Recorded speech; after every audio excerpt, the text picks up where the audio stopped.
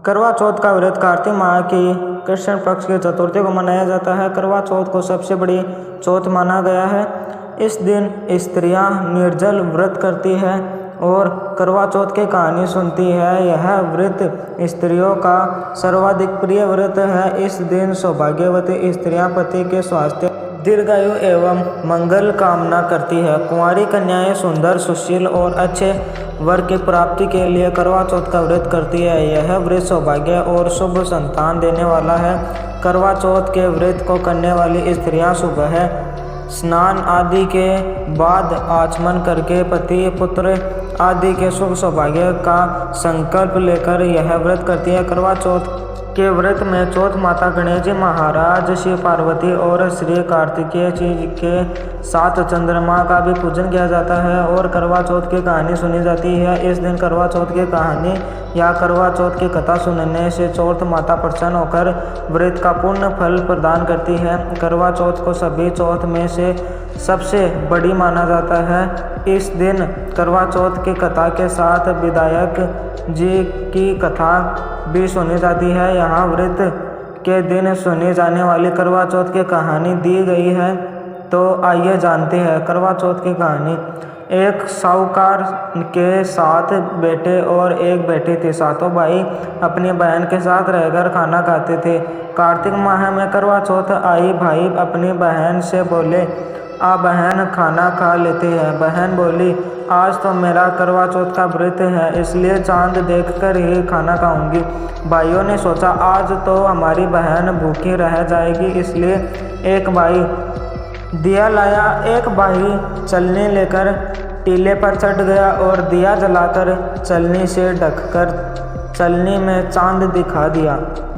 भाई बोले, बहन चांद उग गया, अर्घ दे ले।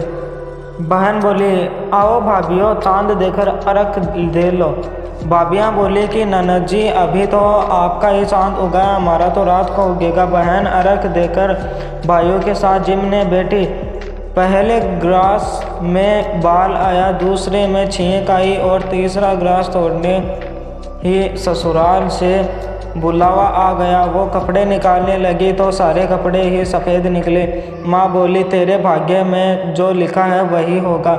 माँ ने उसे सफ़ेद कपड़े ही पहना दिए और हाथ में सोने का रुपया दिया और कहा, जो तुझे पूरा आशीर्वाद दे उसे यह सोने का रुपया दे देना और पल्ले को मोड़कर गांठ दे देना। रास्ते में सब औरतें भाइयों का सुख देखना कि आशीष देती गई, लेकिन किसी ने भी सुहाग का आशीष नहीं दिया। वो आगे गई तो उसे पूरा आशीर्वाद किसी ने नहीं दिया। एक छोटी सी ननद पालने में सो रही थी। वो बोली, शिलियो सपूती हो, 7 पूत की माँ हो, थारा अमर सुहाग हो। तो उसने सोने का रुपया ननद को देकर पल्ले के गांठ बांध ली। घर में गई तो रोना कूटना लगा था। उसका पति मर चुका था। वो बोली, मैं तो अपने पति को जलाने नहीं दूंगी, मेरे लिए तो अलग झोपड़ी बनवा दो, मैं भी इनके साथ जंगल में रहूंगी। उसकी सास रोजाना बची कुची ठंडी बासी रोटी भेज देती और कहती, जा मुर्दा सिवनी को रोटी दे आ। ननद रोज उसको जंगल में ही खाना दे आती।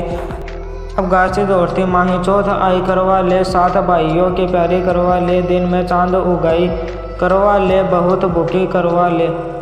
वह बोली, माता वो मेरे पिछले जन्म के दुश्मन थे, तुझे मेरा सुहाग देना पड़ेगा। मेरे से बड़ी वैशाख की चौथ आएगी, उसके पैर पकड़ लेना। वैशाख की चौथ आई, उसके पैर पकड़ लिए तो चौथ माता बोली, छोड़ पापिन मेरे पाँव। वो बोली, माता वो मेरे भाई नहीं थे, पिछले के जन्म के बैरी दुश्मन थे, आपको तो मेरा सुहाग देना ही पड़ेगा। मुझसे बड़ी भादवे की चौथ आएगी, उसके पाँव मत छोड़ना, अगर उसके पाँव छोड़ दिए तो तुझे ही कहीं जगह है। भादवे की चौथ आई, करवा ले भाइयों की प्यारी करवा ले।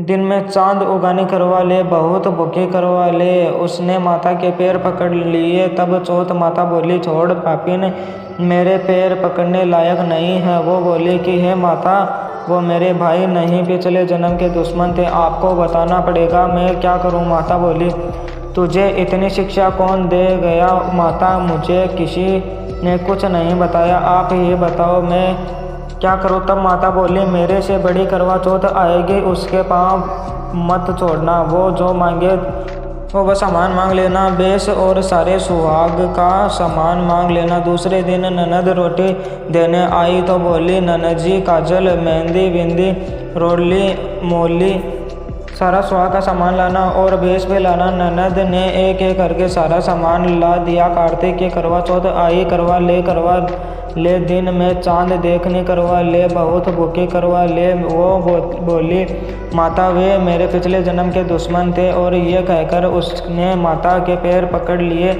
छोड़ पापिन मेरे पाँव, तू मेरे पाँव पकड़ने लायक नहीं है। माता आपको मेरा सुहाग देना पड़ेगा, तेरे पास जंगल में सुहाग की क्या चीज़ है? वो बोली, माता आप मांगो वो सभी। माता बोली, रोली मोली, सठेली गठेली, पतासा, गेहूँ, करवा, जलेबी ला। उसने चीज़ निकाल कर दे दी। माता बोली, तुझे ये ज्ञान कहाँ से आया है? माता, मुझे जंगल में ये ज्ञान कौन दे देगा?